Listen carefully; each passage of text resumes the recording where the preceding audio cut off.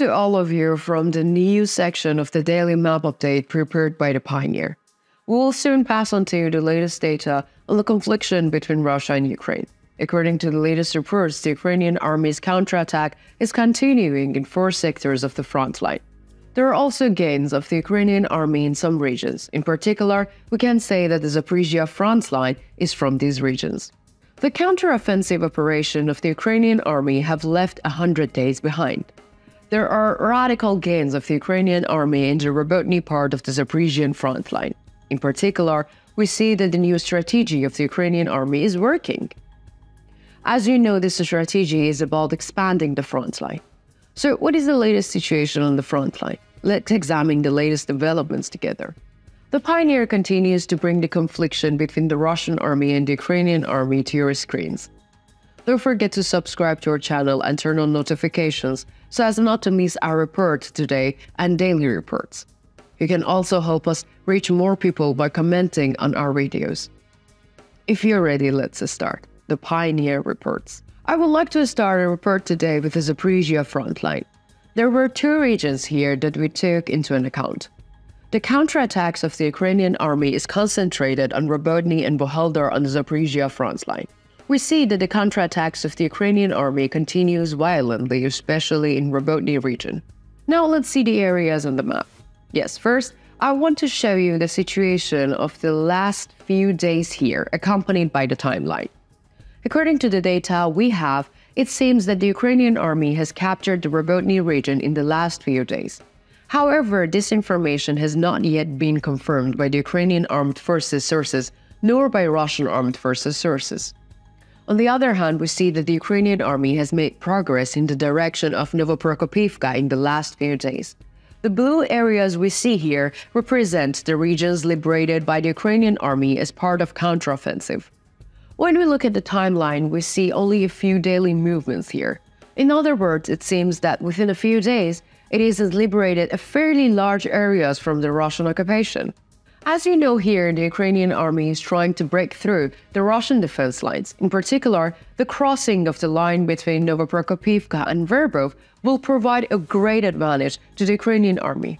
Thanks to this, the Ukrainian army can get an opportunity to sag behind the Russian army.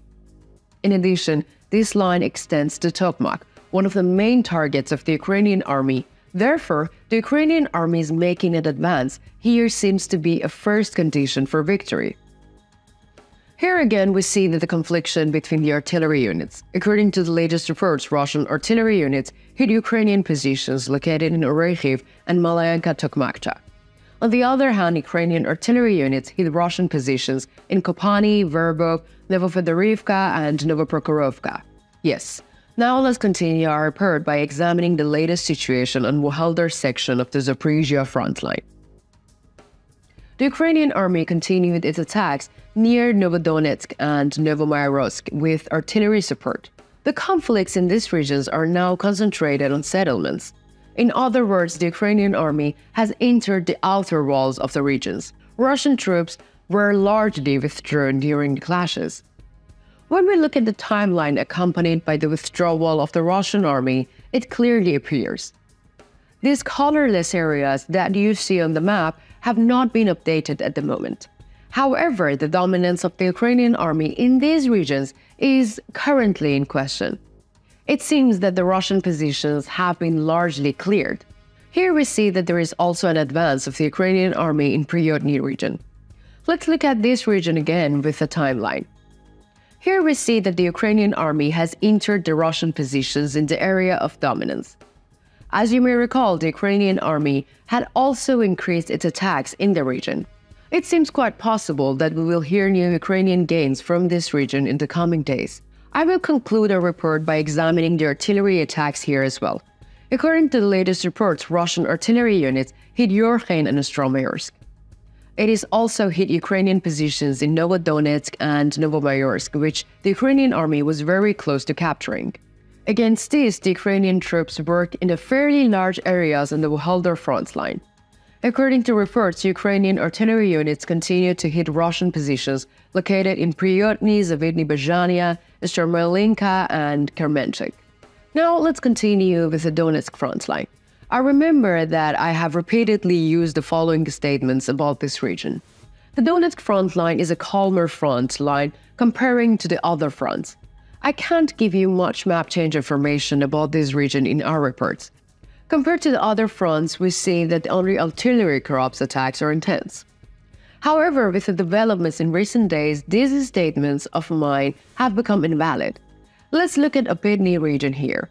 When we look at the situation in the last week, we see that the Ukrainian army is advancing in Opidny region. So why is this region important? Donetsk airport is located in the south of region, namely Pitny. Therefore, it is a strategic position. The Ukrainian army is approaching Donetsk airport step by step. We will continue to monitor this area. On the other hand, Russian troops are also moving in this region. Yes, you guessed right.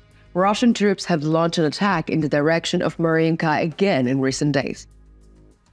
But again, as you can imagine, the Ukrainian defense forces managed to repel the attacks of the Russian army. The Russian troops withdrew. The Ukrainian army continues to protect its positions in the region so far. Any attacks by Russian army has not been able to cross the Ukrainian defense line. Ukrainian artillery continued to hit Russian positions in Horliivka and Donetsk. Now let's continue with the Bakhmut front. I think we will remember the name of Bakhmut for the rest of our lives from now on. Let's look at the area on the map. As you can see, the areas of dominance of the Ukrainian army are increasing. Reports that the Ukrainian army has entered Andreevka has been confirmed. According to these reports, the Ukrainian army owns Andreevka. As you can see, this area is located south of Klishchivka. The Ukrainian army captured Andreevka here, gaining a fairly significant advantage in terms of Klishchivka. We see that there are quite a lot of artillery attacks in the region again. According to the latest reports, several artillery attacks took place around Yahidny, Orekhovo-Vasiliivka, and Berihivka. I think that a new mobility may start in northern Bakhmut in the coming days.